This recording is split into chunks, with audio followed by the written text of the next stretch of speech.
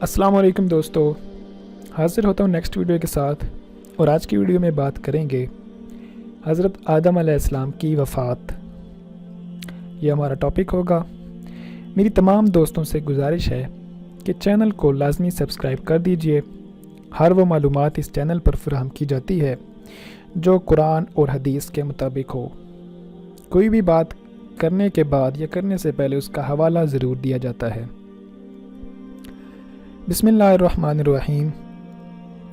حضرت ابی بن کعب رضی اللہ تعالیٰ عنہ فرماتے ہیں، جب حضرت آدم علیہ السلام کی وفات کا وقت قریب آیا تو انہوں نے اپنے بیٹوں سے فرمایا، اے میرے بیٹو، میرا جنت کے پھل کھانے کو جی چاہ رہا ہے۔ بیٹے پھل کی تلاش میں نکل پڑے۔ سامنے سے فرشتے آتے نظر آئے جن کے پاس حضرت آدم علیہ السلام کا کفن اور خوشبو تھی۔ فرشتوں نے پوچھا، اے آدم علیہ السلام کے بیٹو، تمہیں کس چیز کی تلاش ہے؟ بیٹوں نے جواب دیا، ہمارے والد صاحب کی طبیعت ناساز ہے اور وہ جنت کے پھل کھانے کی خواہش رکھتے ہیں۔ فرشتوں نے کہا، تم واپس چلے جاؤ کیونکہ تمہارے والد فوت ہونے والے ہیں۔ فرشتوں نے آ کر ان کی روح قبض کی، ان کو غسل دیا، کفن پہنایا، خوشبو لگائی اور آپ علیہ السلام کے لیے لحد یعنی قبر تیار کی۔ پھر نماز جنازہ ادا کی اور قبر میں رکھ کر اوپر سے مٹی ڈال دی۔ پھر مخاطب ہو کر کہا، اے آدم کے بیٹو، تمہارے لیے مردوں کو دفن کرنے کا یہی طریقہ ہے۔ مسند احمد میں یہ روایت نقل کی گئی ہے۔ حضرت آدم علیہ السلام کو مکہ مکرمہ میں جبل ابی قبیس پر دفن کیا گیا۔ حضرت آدم علیہ السلام کی کل عمر 1000 سال تھی۔ مسند احمد اور اس کے راوی حضرت ابو ہریرہ رضی اللہ تعالیٰ عنہ ہیں۔ حابیل کے قتل ہونے پر حضرت آدم علیہ السلام کو بہت صدمہ پہنچا۔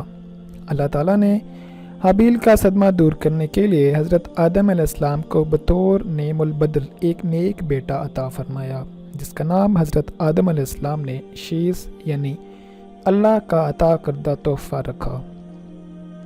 محمد بن اسحاق رحمۃ اللہ علیہ فرماتے ہیں کہ جب حضرت آدم علیہ السلام کی وفات کا وقت قریب آیا تو انہوں نے اپنے فرمانبردار بیٹے حضرت شیس علیہ السلام کو حق کی وصیت فرمائی، یعنی کہ دعوت تبلیغ کی وصیت فرمائی، اور انہیں دن رات میں کی جانے والی عبادات کی تعلیم دی۔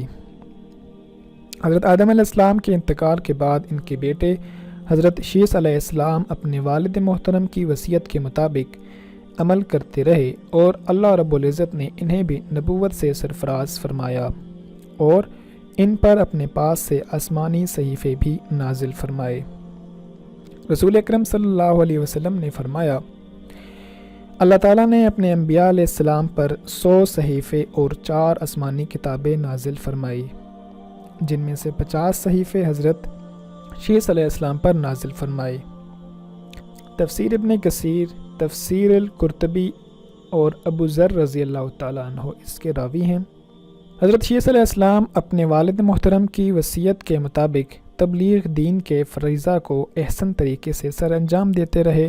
جب ان کی موت کا وقت قریب آیا تو انہوں نے اپنے بیٹے انوش کے حق میں وصیت فرمائی۔ انوش نے اپنے انتقال سے پہلے دعوت تبلیغ کی یہ ذمہ داری اپنے بیٹے کنعان کو سونپ دی۔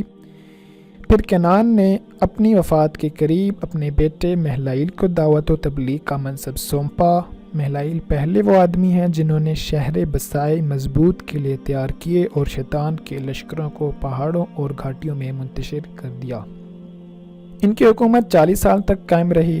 مہلائیل نے اپنی وفات کے وقت وصیت کے ذریعے اپنے بیٹے یرد کو اپنا جانشین مقرر فرما دیا، اور یرد نے اپنی وفات سے چند دن قبل ہی تبلیغ دین کے فریضہ کی وصیت اپنے بیٹے اخنوخ علیہ السلام جو کہ پیغمبر تھے ان کے حق میں فرما دی۔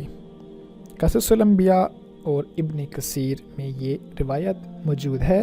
حضرت ادریس علیہ السلام کا اصل نام اخنوخ علیہ السلام تھا۔ نیکسٹ ویڈیو میں ہم حضرت ادریس علیہ السلام کی زندگی پر، ان کی مشہور زندگی پر روشنی ڈالیں گے۔ تب تک کے لیے مجھے اجازت دیجیے۔ اللہ حافظ.